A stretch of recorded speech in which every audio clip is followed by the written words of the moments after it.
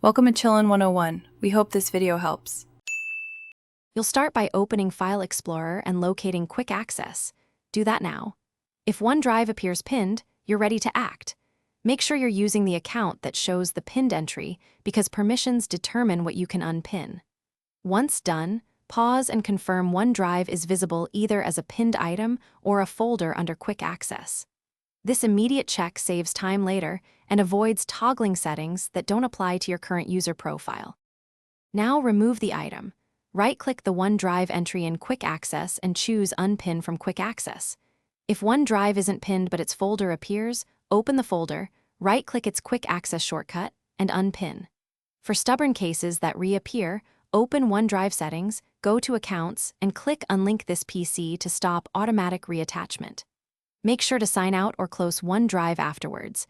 That prevents it from immediately repopulating Quick Access, and then you can tidy remaining shortcuts safely. Finish by clearing File Explorer history and deleting any leftover OneDrive shortcuts. Open Run, paste %appdata%Microsoft \Windows \recent automatic destinations, and remove related files if needed. Then restart File Explorer or reboot to make sure Quick Access updates.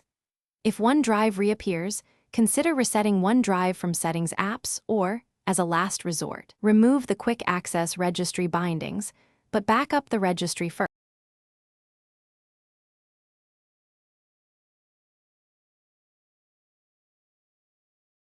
Thanks for watching. Consider subscribing if we helped you.